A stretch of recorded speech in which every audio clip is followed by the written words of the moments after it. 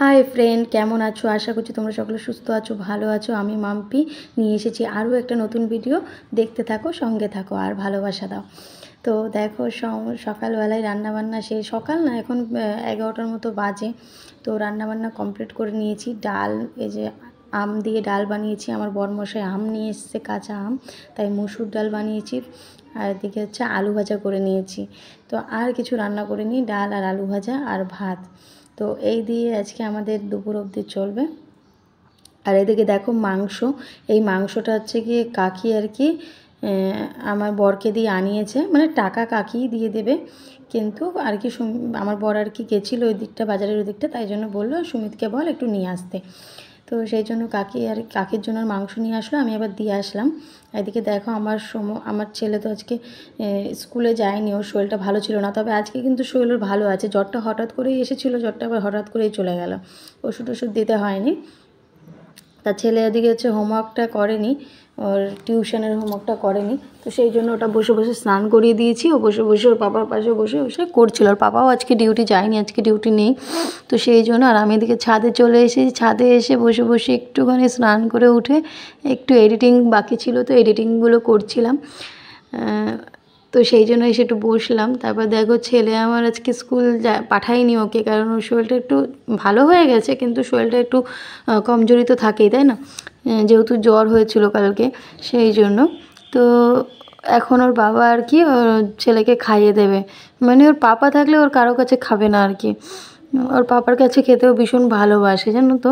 আমি খাইয়ে দিলেও বলবে কি পাপা খাইয়ে দে, পাপার কাছে খাবো, পাপার কাছে খাবো। তাই বাড়িতে যতক্ষণ ওর পাপা ঘরে থাকে ততক্ষণ কিন্তু ওর পাপাই খাইয়ে টাইয়ে দেয়।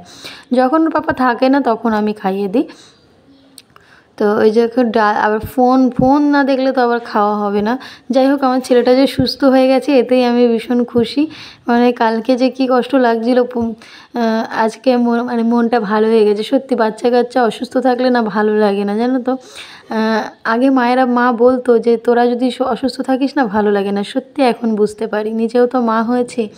তো সেই কারণেই বাচ্চারা যে অসুস্থ থাকলে মায়েদের মনে যে কী হয় সেটা একমাত্র মায়েরাই জানে।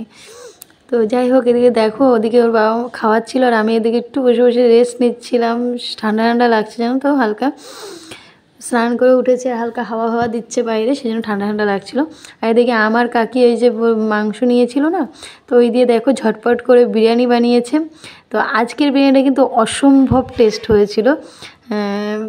মানে কি বলবো, ভীষণ ভালো হয়েছিল, ভীষণ ভালো হয়েছিল। এদিকে দেখো আমার বড় আমার দিকে দেখে হাসছে, কেন বলো তো? আমি বলেছিলাম যে আমার ভিডিও ছাড়তে হবে 2টোর দিকে, তো তারপরে খাবো। এখন বলছে তো এখন তো বিরিয়ানি তো একটু পরে খাবে না, এখনই খাবে? আমি বলছি না বিরিয়ানি বলে কি এখন খাবো নাকি, আমি পরেই খাবো। তো ওই জন্য হাসছে। এদিকে আমার ছেলের খাওয়া হয়ে গেছে, তা ওর বিরিয়ানিটা মানে দিয়ে গেছে বলে ওকে একটু বিরিয়ানি খাইয়ে দিচ্ছে। আর ও বিরিয়ানি খেতে ভীষণ পছন্দ করে আমার ছেলে।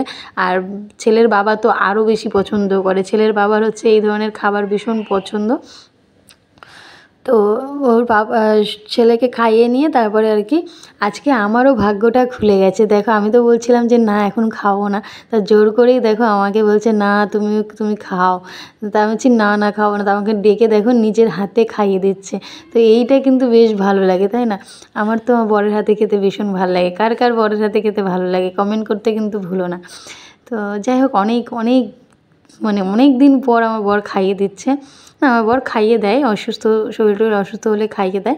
তবে সবসময় তো এখন আর হয় না, সবসময় ও ব্যস্ত থাকে কাজে, আমি আমার কাজে ব্যস্ত থাকি, ছেলে আছে, সব সামলে এখন আর ছেলেকে খাওয়াবে না আমাকে খাওয়াবে।